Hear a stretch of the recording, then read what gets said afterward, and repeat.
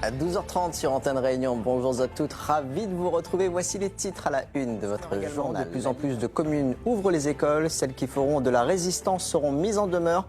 Qu'en pensent les parents d'élèves? Dans ce journal, nous poserons toutes les questions à Daniel Amouni, président départemental de la FCPE, Fédération des parents d'élèves. De plus en plus de communes ouvrent les écoles. On compte désormais 18 sur 24 communes. Regardez sur cette carte en vert les communes qui l'ont fait et qui envisagent de le faire dans les prochains jours. Dernière en date, Brapanon à compter du 8 juin prochain. Sainte-Marie, Saint-André, la Plaine des Palmistes, Saint-Joseph, Saint-Philippe, Saint-Leu ne se sont toujours pas prononcés en faveur d'une réouverture. Et pour évoquer la reprise de Daniel Amouni, le président départemental de la FCPE, Fédération des parents d'élèves. Bonjour et merci d'être avec nous. Peut-être avant de vous interroger, Daniel Amouni, je vous invite à écouter les propos du recteur de l'académie, Velayudom Marimoutou. Il parle des 2S, 2C, un dispositif qui a vocation d'accueillir plus d'élèves à l'école. On l'écoute.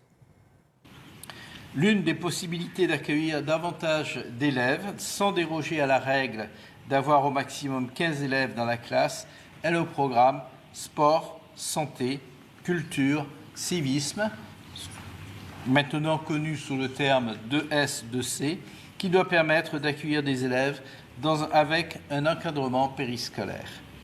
Daniel Amouni, les 2S2, c'est une bonne solution pour amener les enfants à l'école? Ça pourrait effectivement être une bonne solution. Encore faut-il savoir dans quelles conditions ils vont mettre en œuvre, puisque là on parle de volontariat, encore une fois, des collectivités, puisque ça va être quelque chose que devront porter les collectivités dans le cadre du périscolaire. Or, nous savons qu'à La Réunion, beaucoup des communes n'ont pas de périscolaire. L'ouverture en décalé des écoles vont créer des inégalités, selon vous?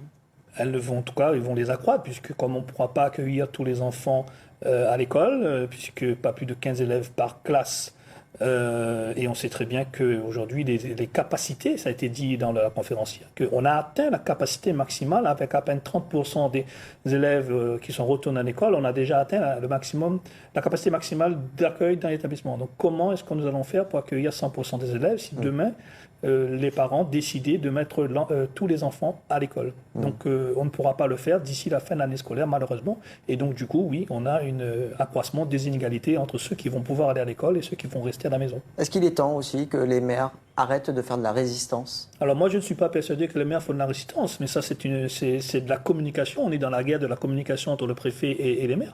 Les maires n'ont jamais fait de résistance. Les maires ont dit que nous n'avons pas les moyens d'appliquer le protocole sanitaire. Donc aujourd'hui, la question, c'est de savoir si est-ce que les maires sont en capacité de mettre en place ou pas ce protocole sanitaire, puisque ils sont responsables de la sécurité de nos enfants. Mais justement, est-ce que ce protocole sanitaire n'est pas trop lourd pour les établissements et les communes?